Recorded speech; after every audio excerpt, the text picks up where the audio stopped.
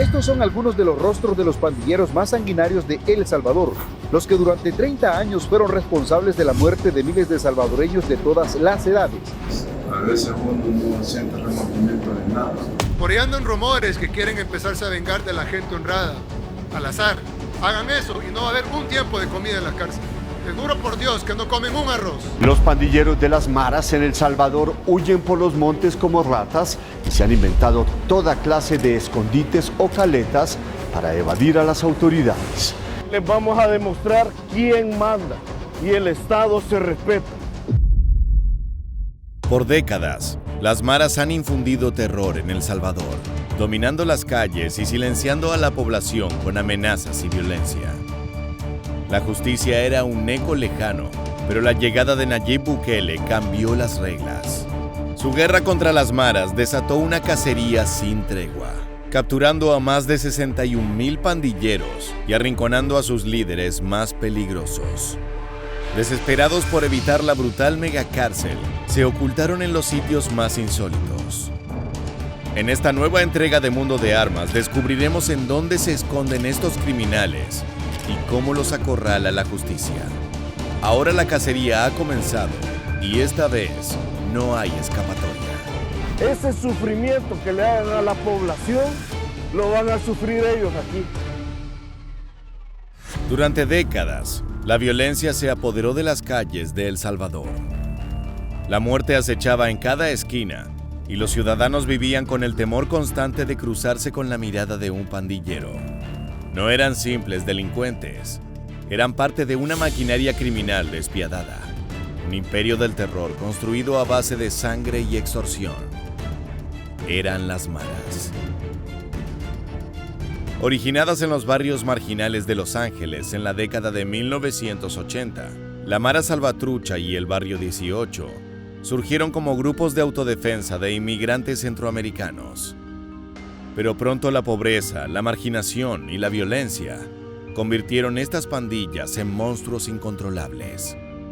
Cuando Estados Unidos comenzó a deportar en masa a sus miembros, el fuego de la violencia se trasladó a El Salvador, donde estas organizaciones encontraron un terreno fértil para expandirse. Convencer a jóvenes para entrar a las pandillas y mutar en redes criminales de una brutalidad sin precedentes. Cuando uno está pequeño, cuando uno está niño, cualquiera le da mentira, ¿verdad? Lo endulza y uno cae en un error. Y cuando uno ya va creciendo a su medida de edad mayormente, uno se viene a dar cuenta, ¿verdad? En el error que uno ha caído y todo esto. Las calles se convirtieron en campos de batalla. Los tatuajes que marcaban la piel de los pandilleros eran símbolos de lealtad y advertencia. Cada barrio era un territorio a disputar y la vida humana una moneda de cambio sin valor. Controlaban el tráfico de drogas, secuestraban, violaban y asesinaban con una frialdad escalofriante. Pero su arma más poderosa no eran las balas, sino el miedo. La extorsión se convirtió en su ley, obligando a comerciantes, transportistas y ciudadanos a pagar para sobrevivir un día más. Quienes se negaban terminaban ejecutados en fosas clandestinas o expuestos como un mensaje de terror para el resto. La crueldad de las pandillas no tenía límites. Dentro de la pandilla, bajo las órdenes, matabas personas, ¿sentías algo por esas personas? Fíjese que cuando uno anda haciendo cosas en el pasado, pues a veces uno no siente remordimiento de nada. Las maras no son solo delincuentes, son un estado dentro del estado. Reclutaban niños desde edades tempranas, los sometían a rituales brutales para demostrar su lealtad y los convertían en soldados de una guerra interminable.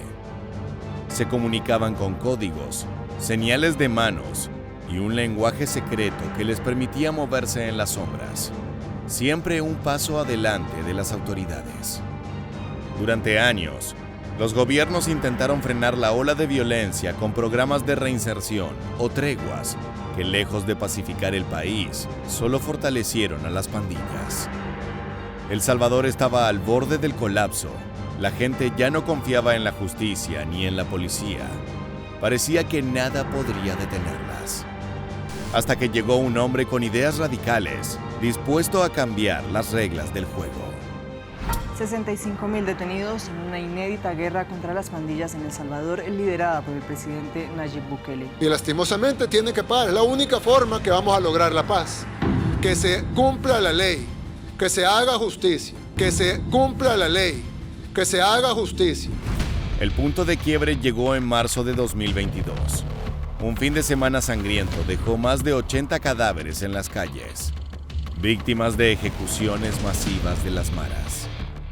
Fue la gota que colmó el vaso. Bukele no esperó. Su respuesta fue inmediata y brutal. Activó el estado de excepción. Desde ese día, el miedo cambió de bando.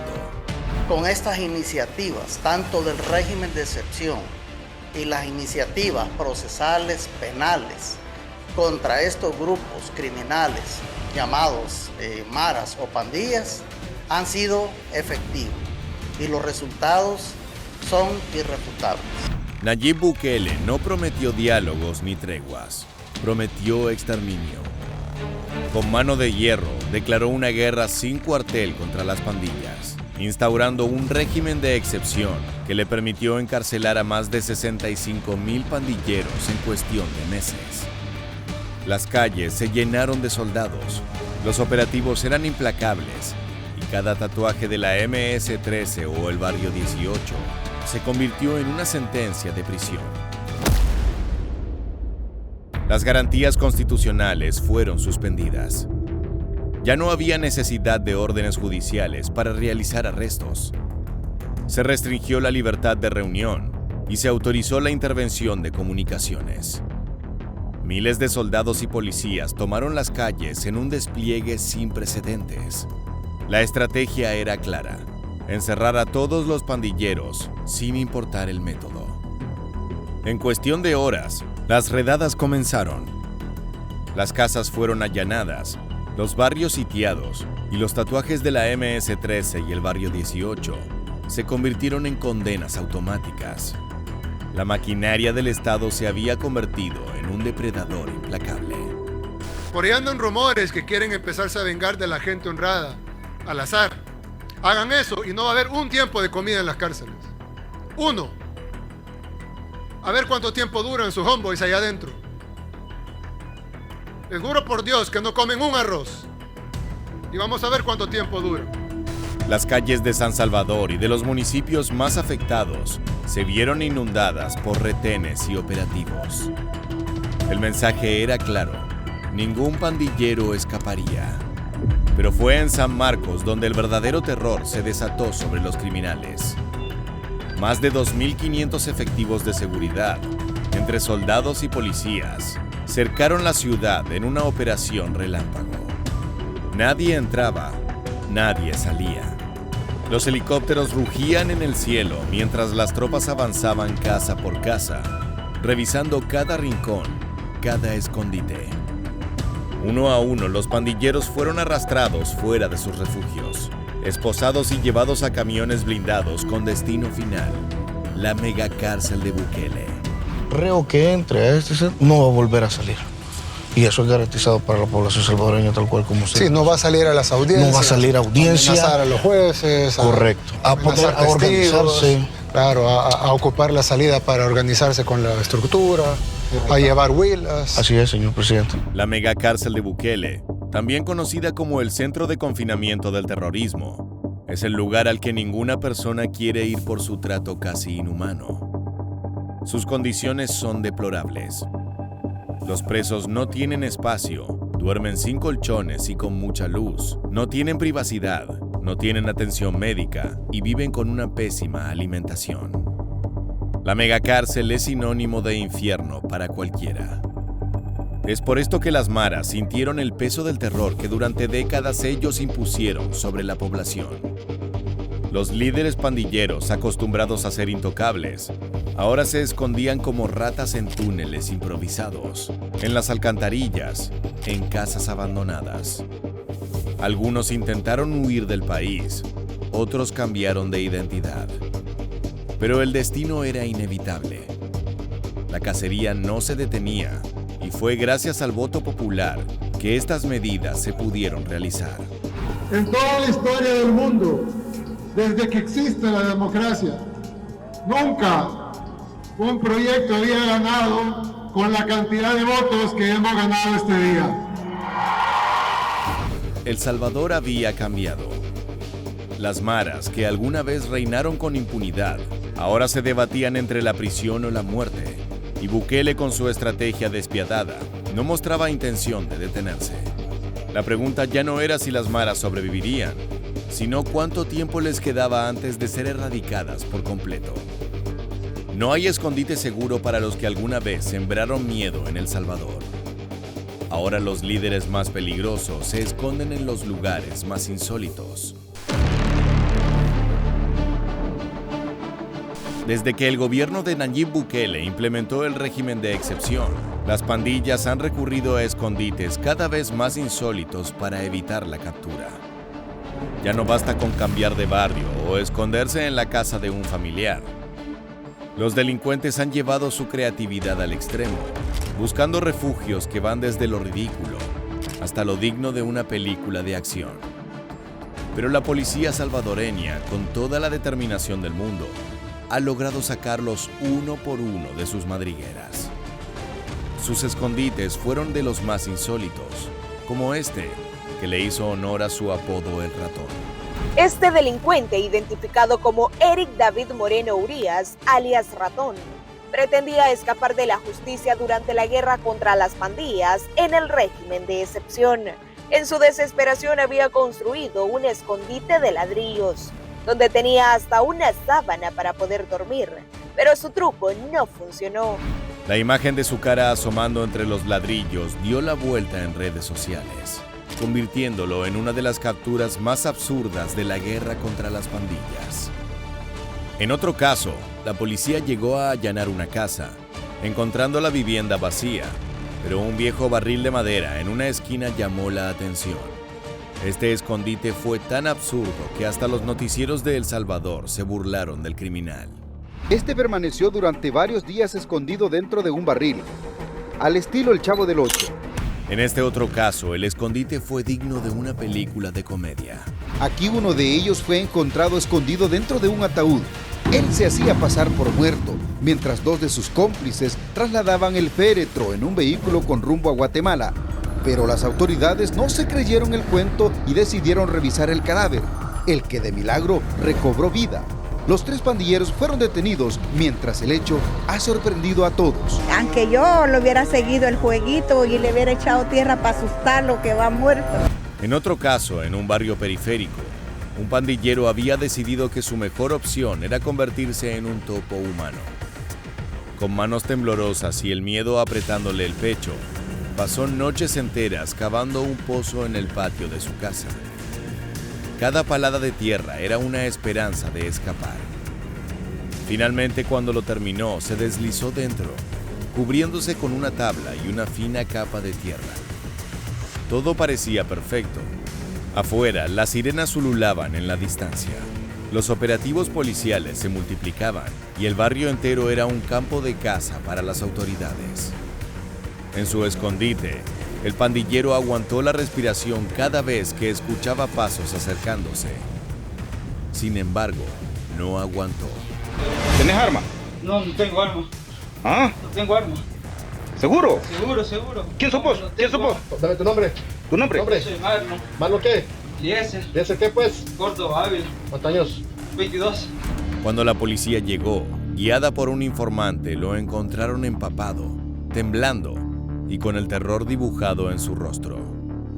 Sus manos cubiertas de barro intentaban aferrarse a los bordes resbaladizos, pero la desesperación ya lo había vencido. El miedo a las medidas de Bukele provocaron todos estos escondites inéditos para unos delincuentes tan peligrosos. Pero en el camino, muchos son los inocentes que han sido arrastrados por la ola de detenciones masivas. ¡Libertad! ¡Libertad! ¡Viva lo queremos! ¡Viva se lo llevaron! Pero sus acciones han causado protestas, principalmente de decenas de familiares de detenidos que aseguran que los suyos no son miembros de pandillas y que han sido acusados injustamente por el régimen. Ellos piden liberaciones inmediatas mientras denuncian violaciones a los derechos humanos. Las calles, que antes eran territorio de pandillas, ahora son patrulladas por soldados y policías armados hasta los dientes. La población, atemorizada por años de violencia, ve esto como un respiro. Pero no todos celebran la guerra total contra el crimen. Organizaciones como Human Rights Watch y Amnistía Internacional han levantado la voz. La represión, dicen, ha abierto la puerta a un nuevo tipo de terror. La delgada línea entre la justicia y el abuso de poder se ha vuelto borrosa. Redadas nocturnas, registros violentos y detenciones sin pruebas han desatado una nueva pesadilla, especialmente en los barrios más empobrecidos. Bukele no cede. Con cada crítica internacional, su respuesta es contundente. Para él no hay espacio para tibiezas, pues está del lado del pueblo o del lado de los criminales. Admite que hay errores, pero los justifica como un daño colateral inevitable. Los resultados lo respaldan. Homicidios en mínimos históricos. Comunidades antes dominadas por las pandillas, ahora liberadas del miedo. ¿Y cuánto va a durar el régimen de excepción? Cuanto sea necesario. Pero lo que sí es que tenemos que corregir las causas estructurales que causaron esa delincuencia para que no vuelva a pasar.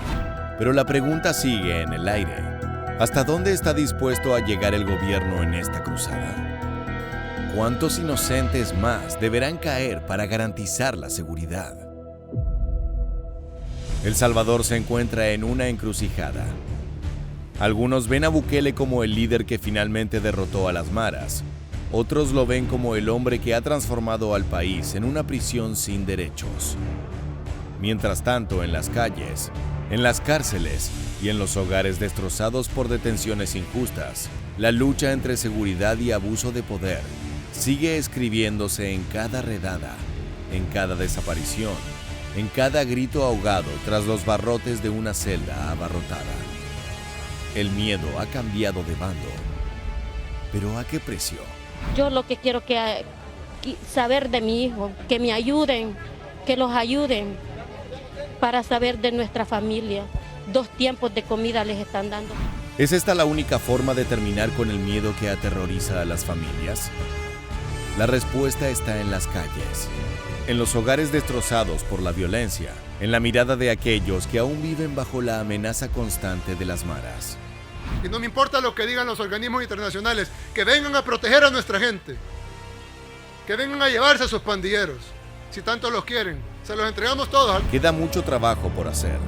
Muchos pandilleros siguen escondidos, en lugares que probablemente ni imaginamos. Y mientras permanezcan fuera del alcance de la justicia, el ciclo de terror continuará. La pregunta es si en esta búsqueda incansable se puede balancear la seguridad con los derechos de las personas. Solo el tiempo dirá si la balanza se inclinará hacia la paz o hacia la perpetuación de un dolor que con cada día parece más profundo. Así llegamos al final del video.